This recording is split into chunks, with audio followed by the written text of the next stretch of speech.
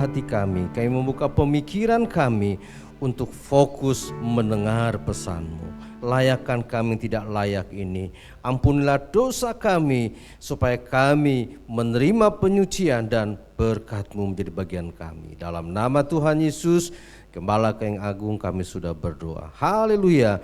Yang siap diberkati pesan Tuhan, sama-sama kita berkata, amin. Silakan duduk. Puji Tuhan. Shalom. Selamat pagi menjelang siang atau selamat siang sekarang ya? Oh, udah waktunya maksi nanti ya, maksimal. Selamat siang, Tuhan memberkati dan senang saya bisa berjumpa dengan saudara-saudara ya. Ini sudah 1 tahun yang lalu di agenda, saya lihat tahun yang lalu saudara ya. Rupanya saya diplot setahun sekali kayaknya gitu ya. Kalau kata orang Jawa, dilala pas bisa gitu ya. Kalau bisa kenapa enggak gitu, kecuali kalau enggak bisa ya mohon maaf gitu Bapak Ibu. Nah, hari ini kita akan berbicara mengenai, sebelumnya saya sapa dulu yang ikut online ya. Shalom yang di rumah, Tuhan memberkati, tetap semangat, Tuhan bersama kita ya. Dimanapun kita berada, Dia ada bersama kita. Nah, hari ini temanya adalah harmonisasi pelayanan dan keluarga. Harmonisasi itu sama juga dengan keselarasan atau keseimbangan. Harus ada keseimbangan antara pelayanan dengan keluarga. Jangan melayani tapi keluarga sendiri diabaikan. Nah, fokus kita bukan di situ. Fokus kita lebih kepada bahwa dalam pelayanan itu keluarga menjadi bahagian kita. Kita buka dulu ya dalam Injil Lukas. Injil Lukas pasalnya yang keempat. Nah, kita baca ayat yang ke-38. Itu kan panjang ya. Kita baca ayat yang ke-38. Saya ulang, Injil Lukas pasal yang keempat, ayat yang ke-38. Saya baca dari terjemahan lama ya. Ini Alkitab saya, ini terjemahan lama saudara ya. Sama sih, tapi terjemahan lama ini lebih pas, mantep gitu. Kemudian Yesus meninggalkan rumah ibadah itu dan pergi ke rumah Simon. Ibu mertua Simon, ini Simon Petrus saudara ya, sedang sakit demam tinggi. Mereka ini murid-murid teman-temannya termasuk Simon Petrus saudara meminta Yesus agar ia menolongnya. Dan mereka meminta kepada Yesus supaya menolong, kalau dalam terjemahan lama segera menolongnya. Nah, Bapak Ibu saudara-saudara sekalian, mungkin bisa ditampilkan next gitu ya di PowerPoint kita. Nah, keluarga menjadi pusat perhatian Tuhan. Nah, di dalam Alkitab diajarkan bahwa Tuhan bekerja di dalam, bukan di luar ya, di dalam keluarga melalui sebuah keluarga. Bahkan keluarga adalah unit yang Tuhan ciptakan di awal.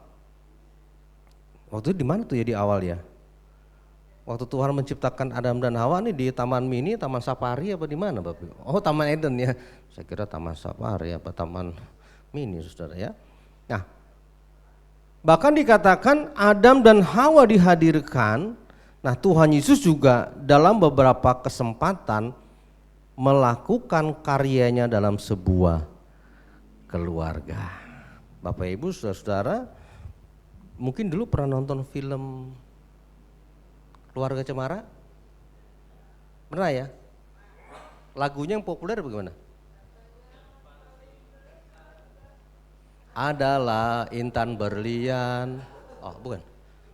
Oh, saya kira harta yang paling berharga adalah intan berlian. Istana yang paling indah adalah keluarga. Harta yang paling indah.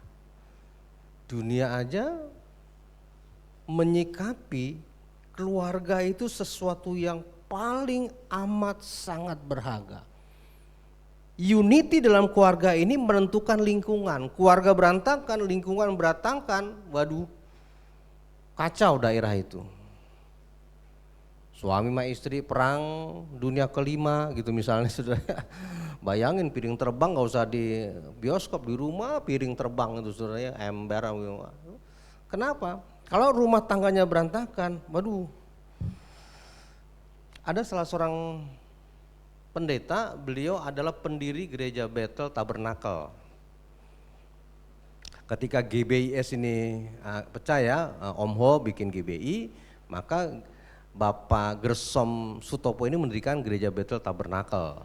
Rupanya Pak Gersom Sutopo ini usianya tahun ini 105, belum lama meninggal dunia. Itu punya anak, saya catat di sini anaknya tuh ada, sebentar sini saya catat nih, mana nih, oh nih. Ada lima-limanya pendeta. Pak Yung udah baca nih ya. Punya cucu 11-11-nya pendeta. Punya cicit itu ada 9, tapi memang cicitnya ini masih kecil, kemungkinan bisa jadi menjadi pendeta. Luar biasa. Keluarga yang sangat diberkati dan sangat harmonis. Ini keluarga yang sangat langka. Pendeta Gersom Sutopo, gereja Bethel Tabernacle di Surabaya.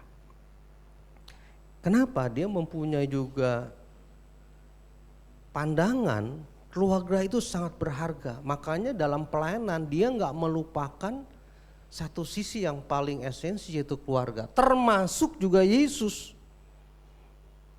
Yesus saja punya perhatian, apatah lagi kita. Seharusnya kita juga punya perhatian dengan keluarga kita, istri kita, suami gitu ya. Jangan istri orang lain, suami orang lain, anak kita, jangan orang lain gitu. Bagaimana kondisi mereka? Nah, bagaimana plan itu dimulai? Nah, Yesus memulai dan mengembangkan dari rumah tangga. Pertama, pelayanan kesembuhan. Nah, pelayanan kesembuhan. Kita baca dulu ayat 41 yuk. Ayat 41 ya. Kita enggak keluar dari perikop ini. Ayat 41 demikian bunyi firman Tuhan. Saya baca Alkitab terjemahan yang ayat 38 sampai 40 tuh ya. 38 sampai 40 pelayanan kesembuhan. Oke. Kemudian Yesus meninggalkan rumah ibadah itu dan pergi ke rumah Simon. Ibu mertua Simon sedang sakit demam tinggi. Mereka meminta kepada Yesus agar ia segera menolongnya. Lalu Yesus berdiri di sebelah ibu itu, kemudian dihardiknyalah demam itu. Demam itu hilang, maksudnya sembuh. Lalu saat itu juga ibu mertua Simon Petrus bangun dan menyambut kedatangan Yesus dan mereka. Saya pernah mengunjungi rumah ibu Simon Petrus. Nah ini, saya mendapat kesempatan ketika ada di kota Kapernaum di Israel. Ini rumahnya sudah direnovasi pastinya. Dulu mah nggak begini Bapak Ibu ya. Nah itu saya lagi di tengah, itu ada beberapa rombongan Holy Land gitu ya yang ikut ke sana. Saya sempat ada sih di situ tulisannya, cuma saya nggak foto di situ. Rumah mertua Simon Petrus. Nah, Bapak Ibu saudara-saudara sekalian, Yesus memulai juga pelayanan dan mempunyai perhatian kepada keluarga. Pertama dalam pelayanan kesembuhan. Kalau rumah tangga kita ada salah satu anggota misalnya sakit, apa yang kita lakukan? Biasanya apa? Kita jarang, yuk kita doa dulu.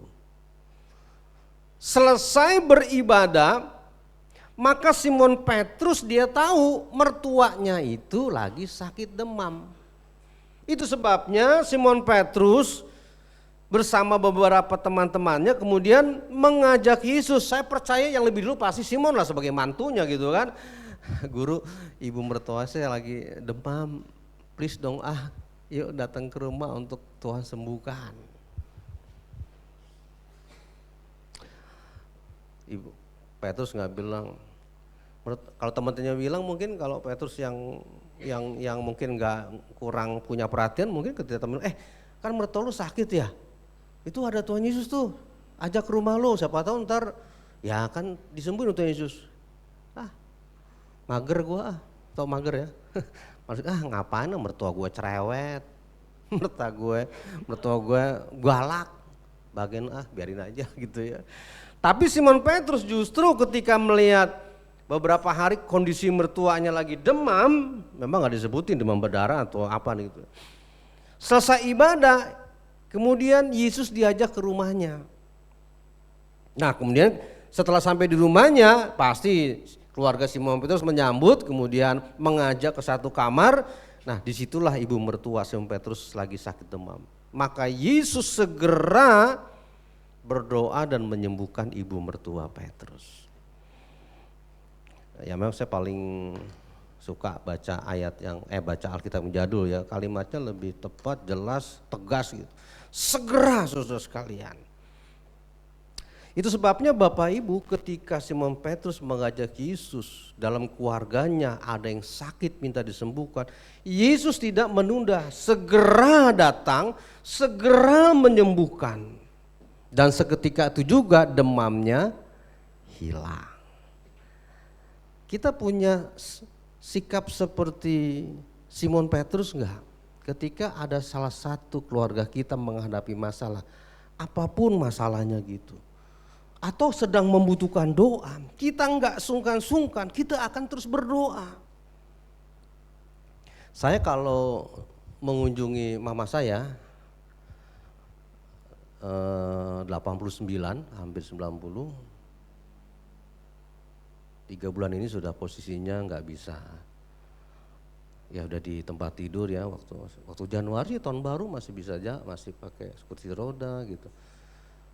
Nah, saya juga merasa. Nah, kalau setiap datang, kalau pas mau pulang dengan istri, sama anak, sama mantu saya gitu ya, pasti terakhir beberapa mungkin minggu lalu saya datang sama istri, kemudian setelah mau pulang dulu ya hati-hati ya mantu saya doakan. Tuhan berikan kekuatan, berikan kesembuhan. Saya tahu mama saya juga selalu berdoa buat kami anak-anaknya. Bisa jadi ada sesuatu yang Tuhan anugerahkan yang saya nggak tahu. Memang kalau saya lihat tangannya udah, kalau saya pegangin, sakit, aduh. Tapi dengan kekuatan daripada Tuhan, mama saya masih sehat, makan masih kuat, saudara. Kenapa kami anak-anaknya selalu mendukung dalam doa? Siapa tahu ada juga keluarga kita yang membutuhkan doa. Mungkin secara fisik kita nggak datang, nggak hadir. Kalau saya kan secara fisik hadir, tapi minimal untuk mama saya itu sehari minimal saya 2 kali. Doa pagi dan doa malam pasti saya akan dukung, termasuk keluarga besar. Termasuk juga tentu jemaat saya. Hari ini saya akan datang bersama salah satu staf gereja saya. Saya belum kenalin ya, Pak Wahyu, bagi berdiri Pak. Ini Pak Wahyudi. Ya, gitu. Makasih Pak. Minimal kalau saya ajak Pak Wahyu ada Pak Wahyuan hari ini. Wahyudi Lau, jadi masih saudaranya Andi Lau untuk pemain silat saudara. Oke, kembali ke firman Tuhan, bukan laptop. Tapi Tukul udah mulai tampil nih ya, walaupun dia nggak bicara ya, luar biasa itu. Kembali ke firman Tuhan, back to Bible. Kalau ada keluarga kita yang kita lihat memang membutuhkan doa, mungkin secara fisik enggak, tapi minimal ketika kita berdoa malam, berdoa pagi, tanpa dia sadari kita dukung doa, dia akan mendapatkan kekuatan yang baru. Amin. Enggak perlu kita omong-omongin gitu, wah tadi mau doain, enggak usah, kecuali secara fisik. Saya sih pasti, Mak, kalau saya ngebahasain karena saya anak tertua Koko gitu, saya 8 bersaudara, saya paling tua. Nah, ya ini udah mulai, tahun ini sudah mulai mau, usia saya masih muda, mulai mau ke 46 lah kira-kira begitu ya. Ma, Koko mau doa ya gitu, saya kalau mau, karena mama dan papa dulu ngebayang saya, ma adik-adik saya tuh Koko gitu. Sama Koko doa ya, iya. Mama juga berdoa, ya mama makasih. Kadang-kadang saya sampai terharu gitu. Kadang-kadang gantian sama istri saya, kita doa. Gitu. Itu secara fisik, tapi kalau nggak secara fisik, kita bisa doakan itu mungkin buat engkong kita, untuk istri kita, suami. Mungkin istri di rumah, suami yang lagi kerja, suami yang di kantor, di toko gitu, untuk istri di rumah, untuk anak-anak yang sekolah kita, kita nggak tahu. Anak-anak kita di sekolah ini, maaf ya, anak sekolah sekarang ini kok tanda kutip ya makin jahat loh saudara. Ya kadang, keponakan saya juga ada yang dibully tuh saudara. Gila, kalau bener-bener itu anak sekarang bisa jadi gitu. Kita nggak tahu. Minimal kalau saya berkata Apalagi kalau dalam doa penutup, Tuhan kirim malaikat menjaga, melindungi anak-anak cucu kami aman, sehat gitu ya. Tuhan pasti akan kirim malaikatnya. Amin.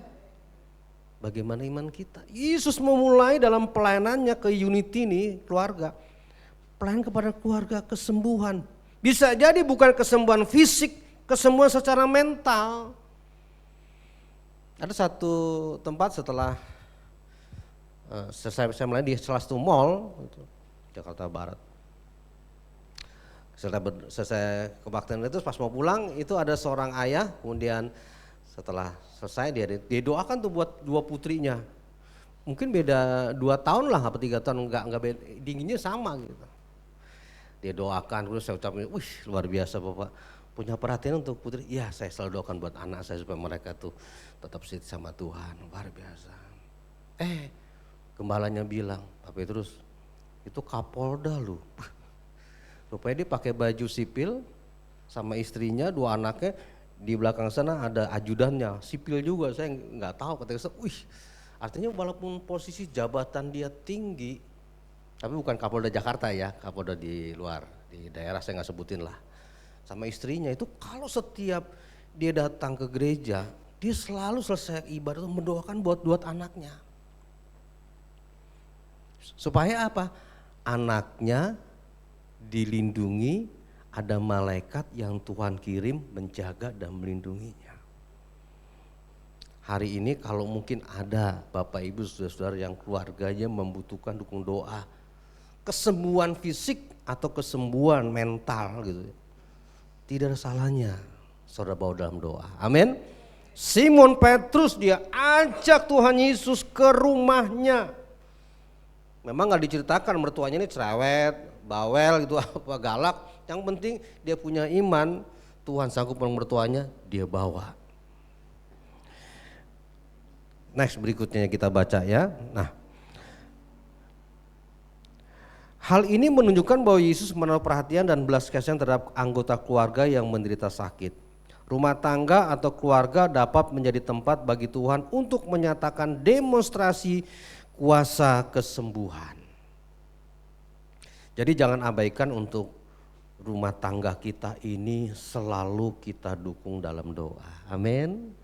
Amin. Rumah tangga kita harus kita dukung dalam doa. Istri buat suami, suami buat istri gitu ya, orang tua untuk anak, anak untuk orang tua. Setidaknya ada malaikat yang Tuhan kirim untuk menjaga dan melindungi rumah tangga kita. Kemudian yang kedua, saudara sekalian, selain pelayanan kesembuhan, Yesus juga punya perhatian terhadap pelayanan pelepasan. Coba kita lihat ayat 41, saya baca. Ayat 41. Setan-setan juga keluar dari banyak orang sambil berteriak, Engkau adalah Sang Anak yang datang dari Allah. Yesus menghardik setan-setan itu dan tidak memperbolehkan mereka berbicara sebab mereka mengenal bahwa dia adalah Mesias. Saya baca dulu ya, sekalian pelepasan. Nah, dari banyak orang yang hadir meminta pertolongan Yesus, beberapa di antara mereka adalah orang-orang yang mengalami kebebasan dari belenggu setan. Nah, alangkah indahnya dan luar biasa jika keluarga kita menjadi sarana Tuhan menyatakan kemenangan atas setan.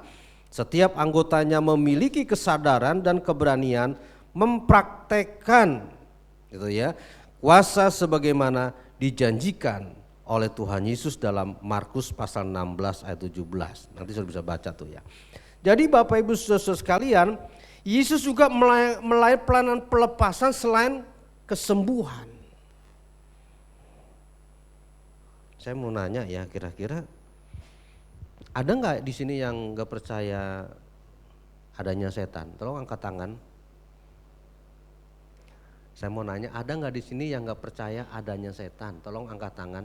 Saya mau doakan supaya ntar malam bisa ketemu.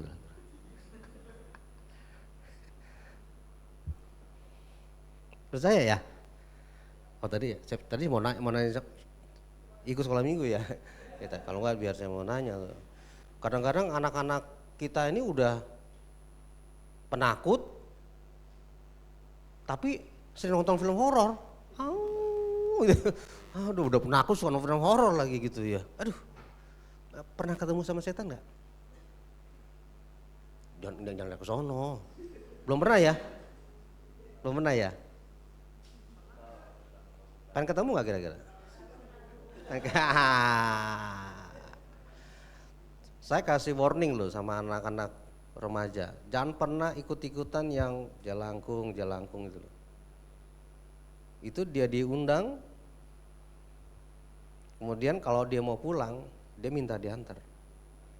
Kalau rumahnya deket, kalau pas kan biasanya udah selesai, kan jalangkung namanya siapa disebutin, terus minta tolong apa ini, terus jalangkung sudah selesai, terus dia bilang anterin gua pulang. Nah, kalau ke Bekasi kali, busut dah, deket situ. Kalau dia bilang anterin gua ke Jayapura, buset dah. Kalau kita nggak mau anterin, gua nginep di rumah lu. Mending di rumah, gua nginep di tubuh lu. Rempong. Saya bilang kalau nggak percaya adanya setan, berarti Anda nggak percaya adanya Tuhan. Kenapa? Karena Adam dan Hawa itu jatuh ke dalam dosa, ulahnya siapa? Bapaknya setan, namanya iblis. Jadi itu ada. Dia memang secara kasat mata nggak kelihatan, memang dia ilmunya lebih tinggi dari kita. Dia punya kuasa tapi tidak maha kuasa. Amin. Tuhan yang maha kuasa. Kalau kita mau ngelawan dia, kita harus minta tolong sama yang maha kuasa. Rupanya di situ di rumah Ibu Simon Petrus, ketika ada yang dengar ibu mertuanya sembuh, pada datang tuh, ada yang disembuhin loh, itu ibu mertuanya Petrus, wah pada datang minta disembuhkan. Nah ada juga orang yang kerasukan setan, diajak ke situ supaya Tuhan adakan namanya pelepasan. Cuma kalau ibadah pelepasan, mau mengadakan pelepasan, itu tadi warningnya apa tuh? Markus 16 ayat 17, ini bukan Markus penjaga gawang Indonesia zaman dulu yang jadul, coba kita lihat deh. Markus 16 ayat 17, apa katanya? Siapa yang percaya dan dipermandikan, ini Alkitab Lama dipermandikan ya, dibaptis sekali, akan diselamatkan, tapi yang enggak percaya akan dihukum. Tanda-tanda ini akan menyertai orang-orang yang percaya, dengan namaku mereka akan mengusir setan-setan. Orang yang beriman. Beriman itu orang yang percaya totalitas 100%, enggak pernah meragukan. Thomas yang pernah meragukan kebangkitan Yesus sampai Yesus datang dan berkata, Mas, bukannya Mas Joko, Thomas kan, Mas, lu nggak percaya gua guru lu? Nih lihat, nih kan lobang, nih bekas ditulis, ya Tuhanku dan Allahku. Nah di situ terjadi pengakuan iman, terus pengakuan iman rasuli, di kita pengakuan iman GB gitu ya. Terjadi pengakuan iman. Yesus bilang apa? Berbahagialah orang yang tidak melihat tapi percaya, yang punya iman. Yang begini-gini ini nggak boleh sembarangan.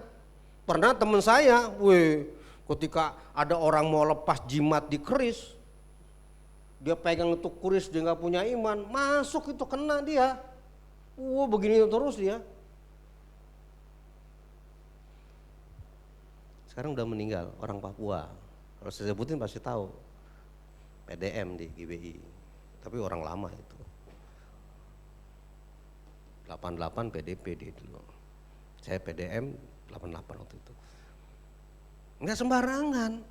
Orang yang percaya, orang yang kuat imannya, orang yang tekun doanya, mengandalkan Tuhan, enggak ada yang mustahil, apapun Tuhan bisa lakukan di dalam kehidupannya, di dalam kehidupan kita orang percaya. Amin.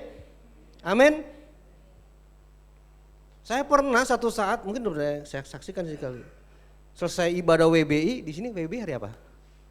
Kamis ya, kita hari Sabtu ya Pak ya. Selesai ibadah WBI, kemudian ada seorang ibu bilang, Pak Gembala, minta doakan dong anak saya. Saya tahu memang anaknya sering kerasukan karena bapaknya itu pegang ilmu, dia punya ilmu. Bapaknya ini kepala desa.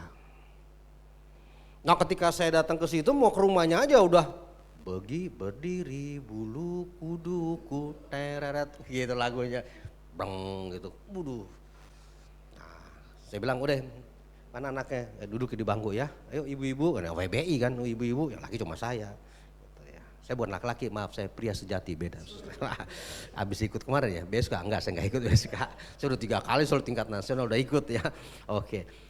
Terus saya udah yang ibunya saya bilang gini, Bu, nanti ketika kalian berdoa, ibu matanya melek. Seumur hidup baru kali itu saya bilang doa matanya melek.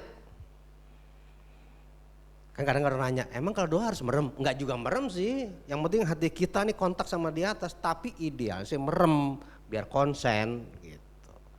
Tapi kalau itu, ibu matanya melek ya, iya. Nah kita kan berdoa. Nah ini kita ketika saya bilang dalam nama Ye, belum sus, Ye, ini saya ditonjok, buas gitu, saya berasa, dus akhirnya kan saya diem. Pas saya begini, mungkin ibu-ibu bingung kali, ini gembala sidang gua kok diem gitu ya. Saya lihat ibunya merem, ya. Terus Tuhan kasih hikmat, kalau ibu itu matanya melek, minimal kalau saya mau dijotos kan dipegangin. Lu jangan begitu sama pendeta, kan begitu kan. Tapi ceritanya lain, saya lihat tuh ibu, buju buneng merem dia. Akhirnya saya bilang, Tuhan izinkan saya melek nih ya. Dia melotot, saya pelototin aja gitu. Melotot tapi saya andalkan Tuhan. Kita doakan. Sembuh, puji Tuhan dan kuasa Tuhan Yesus. Menikah, punya anak laki.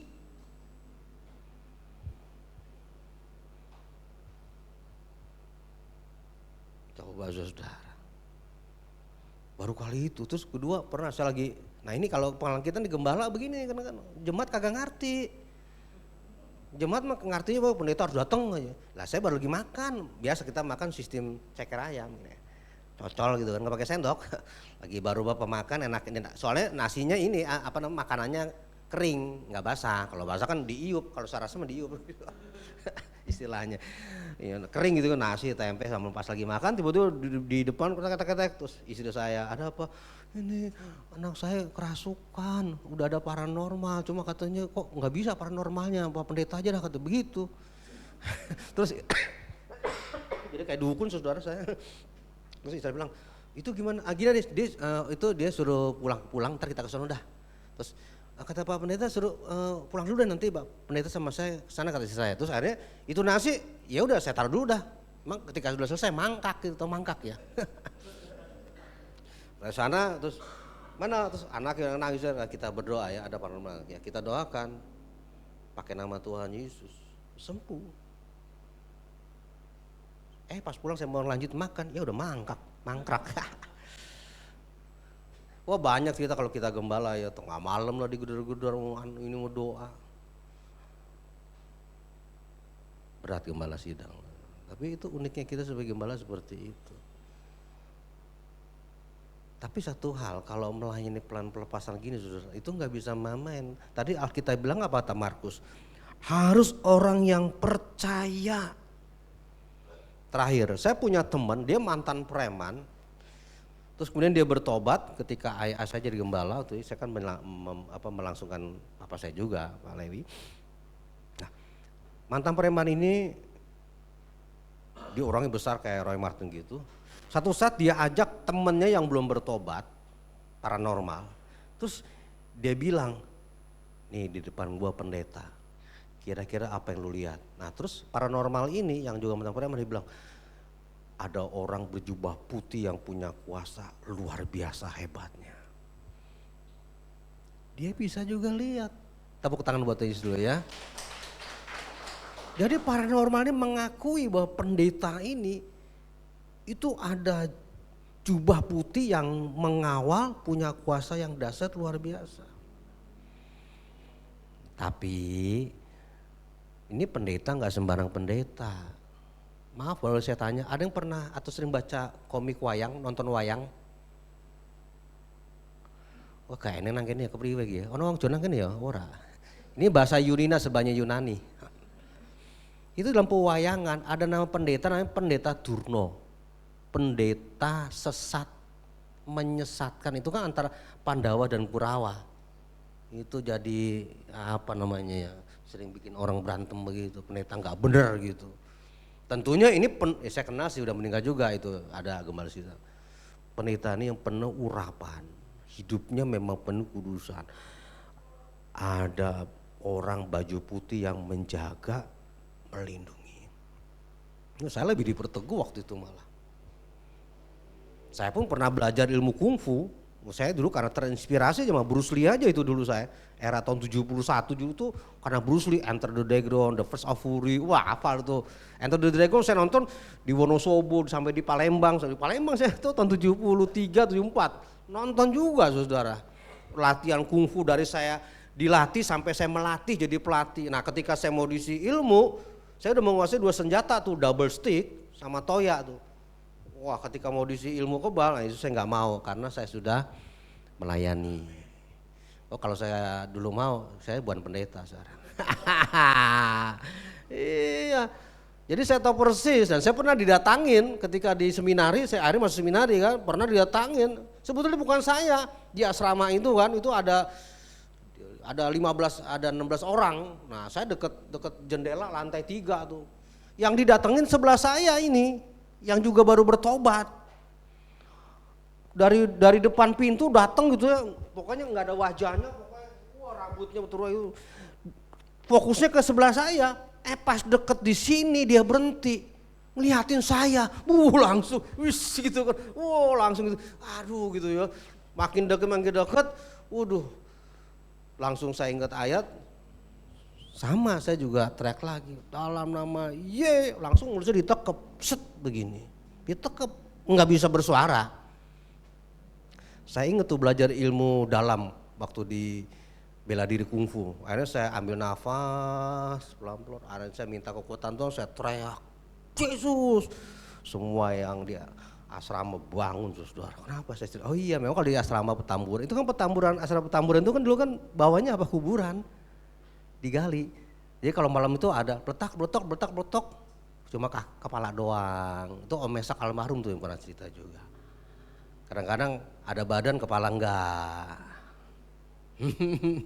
Jadi saya bilang pernah diberi kesempatan begitu, memperteguh begitu. Nah untuk pelayanan seperti ini nggak bisa main-main. Saya kalau retreat anak-anak sekolah tuh, dulu saya waktu retreat tuh sering tuh saya, Pak Abram, Pak Eras, era-era 80-90 tuh di puncak. Saya sering kasih soal ini, kalau ada mainan jelangkung jangan ikut-ikutan. Biarin orang lain, kamu jangan ikut-ikutan, nanti kamu akan apa? Ketulungan saya bilang gitu. Orang yang ngadain, kamu yang kena getahnya. Ya kalau dia masuk ke kamu nggak ada apa-apanya, Buddha, siapa namamu? Mbah Poleng, kan begitu kan, oleng-oleng. Yesus punya perhatian terhadap keluarga yang bisa jadi, mohon maaf nih ya, bisa jadi keluarga itu kena guna-guna, mungkin dia disantet karena dia imannya nggak kuat, maka dia bisa kena. Oh pertanyaannya, emang orang Kristen kena disantet kena diguna-gunain? Hanya 2 jawabannya, kena kalau imannya nggak kuat. Tapi nggak kena kalau imannya kuat.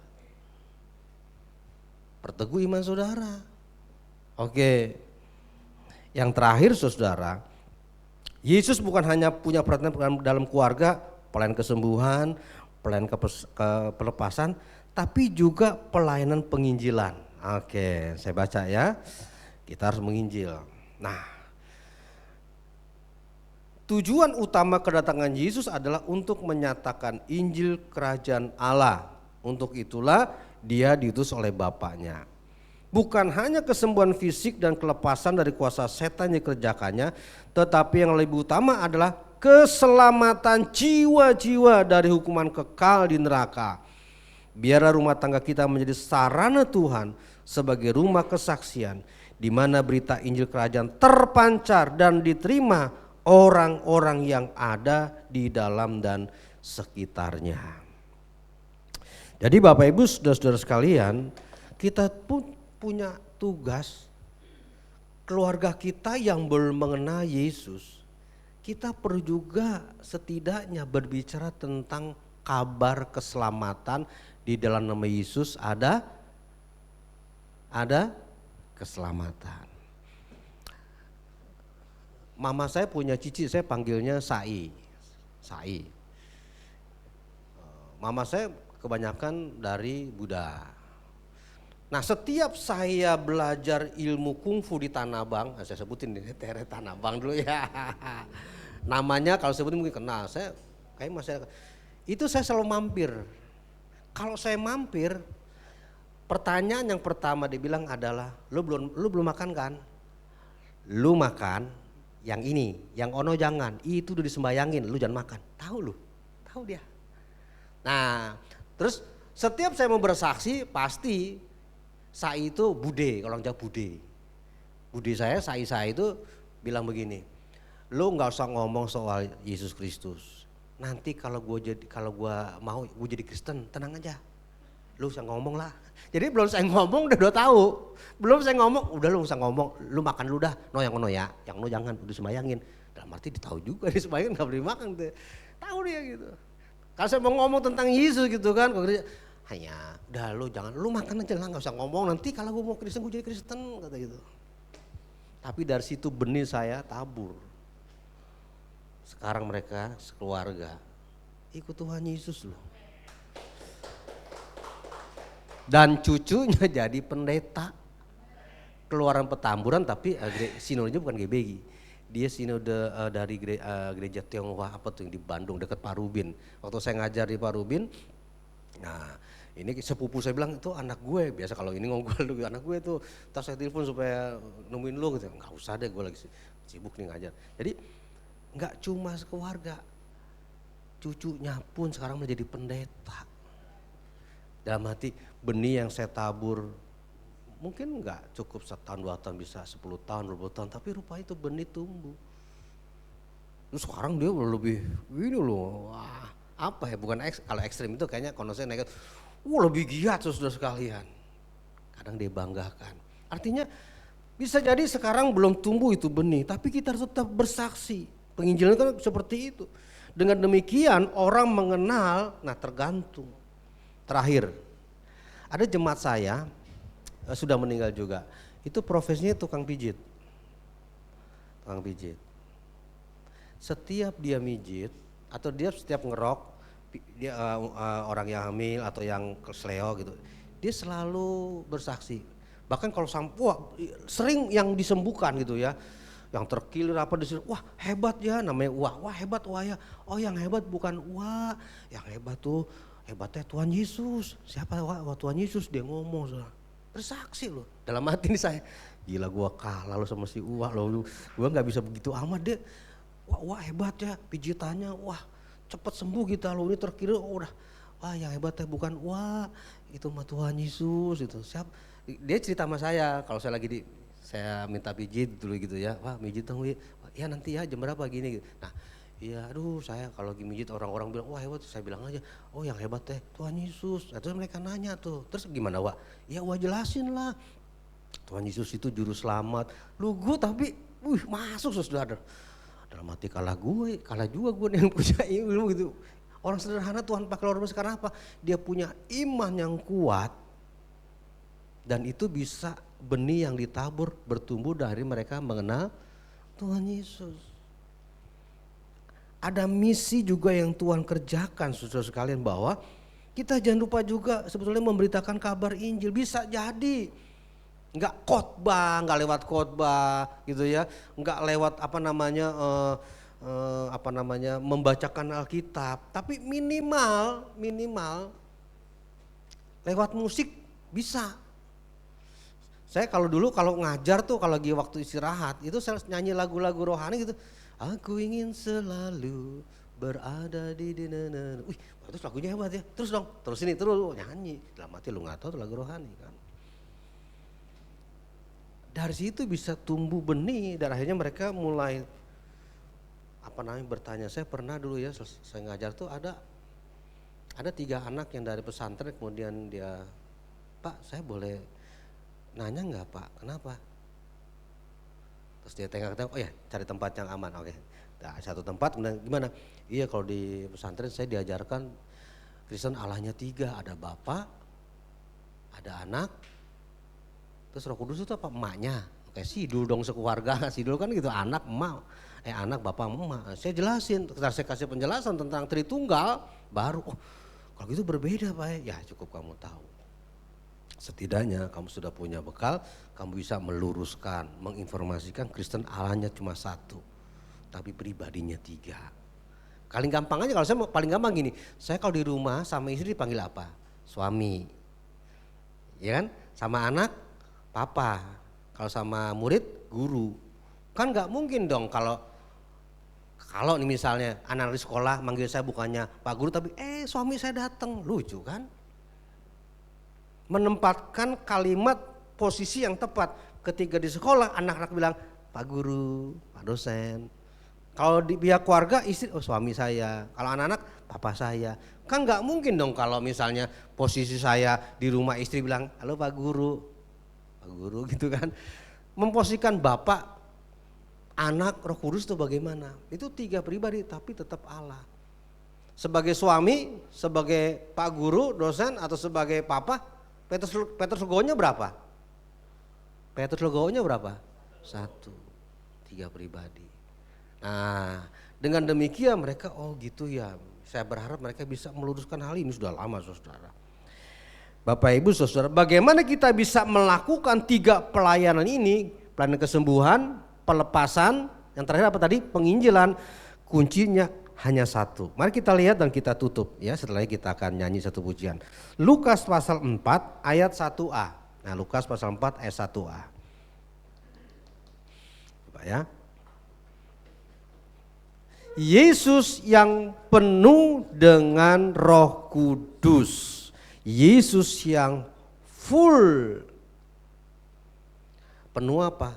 Yang dipenuhi oleh Roh Kudus. Saudara, kalau hidup kita penuh dengan Roh Kudus memampukan kita untuk bisa melayani 1, kesembuhan. 2, pelepasan. Yang ketiga apa? Penginjilan. Memang kita ini kadang-kadang, bukan kadang-kadang, kadang sering pengennya instan.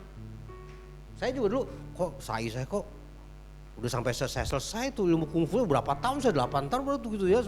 Kok belum ini gitu, itu proses. Kan yang menentukan yang di atas, yang penting kita menabur. Ketika ada Roh Allah yang kudus dalam hidup kita, maka Roh Kudus itu yang memampukan kita melakukan pelayanan kesembuhan, apalagi pelepasan, satu lagi penginjilan. Oh kalau pelepasan, ini bangku banyak yang datang di sini nanti. Penginjilan apalagi nih, oh bangku nggak muat. Nanti cari satu tempat Pak Gembala, cari satu lokasi, dibongkar, cari tempat yang lebih kapasitas bagus karena terlalu banyak. Apalagi kesembuhan, warga aku yang disembuhan, kerjanya di mana? Udah aja lu, aku datang. Kalau itu ada Roh Kudus dalam hidup kita. Yang berbahagia setiap orang yang mendengarkan firman Tuhan, merenungkan dan mempraktikannya. Amin. Tuhan memberkati. Mari kita bangkit berdiri. Kita akan sambut satu pujian. Hidup ini adalah kesempatan.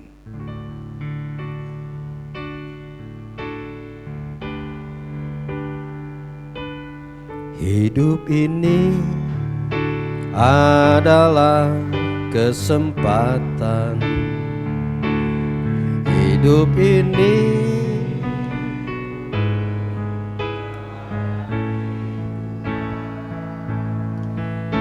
jangan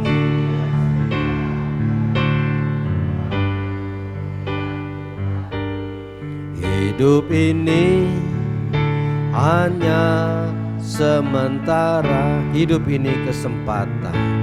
Hidup ini adalah kesempatan.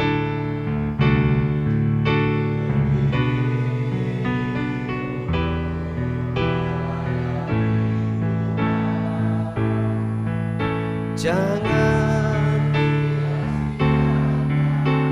waktu yang Tuhan beri. Hidup ini hanya sementara. Oh Tuhan, oh Tuhan.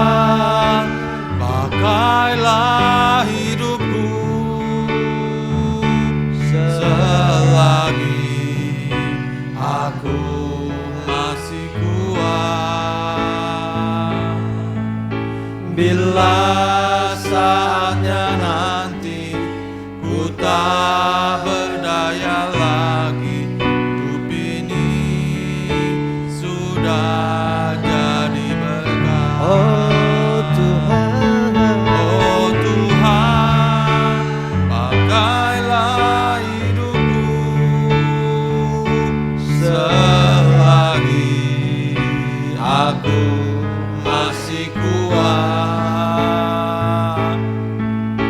Bila saatnya nanti ku tak berdaya lagi, hidup ini sudah jadi berkat. hidup ini sementara. Kalau hari ini kita boleh ada, itu semua karena anugerah Tuhan, semua karena kebaikan Tuhan. Buat kesempatan bagi kita mencari jiwa dimenangkan di sorga.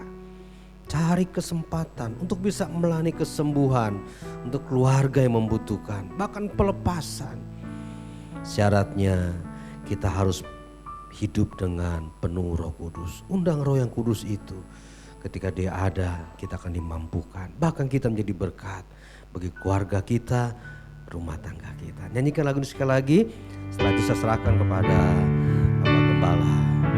Hidup ini adalah kesempatan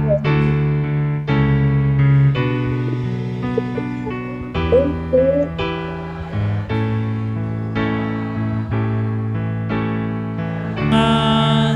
sia-siakan waktu yang Tuhan beri. Hidup ini hanya sementara. Oh Tuhan, pakailah hidup. Oh Tuhan, pakailah hidupku selagi aku masih kuat. Bila saatnya Nanti ku tak berdaya lagi, hidup ini sudah hidup ini sudah jadi berkat. Hidup ini sudah jadi berkat. Mari kita berdoa. Ya Tuhan Yesus, Bapa surga, terima kasih Tuhan. Buat siang ini Tuhan, kami boleh mendengarkan sebagian dari firman-Mu. Biar firman-Mu yang ditaburkan boleh bertumbuh dalam setiap hati kami Tuhan, boleh berbuah-buah Tuhan. Biar hidup kami boleh jadi berkat Tuhan, khususnya dalam keluarga kami. Biar keluarga kami juga boleh diberkati Tuhan, boleh memberkati orang-orang lain itu. Terima kasih Tuhan, Kau memberkati hamba-Mu, Bapak Pendeta Petrus Legowo yang telah memberkati kami pada siang ini Tuhan. Terima kasih Tuhan Yesus, dalam nama Yesus kami berdoa. Haleluya. Amin.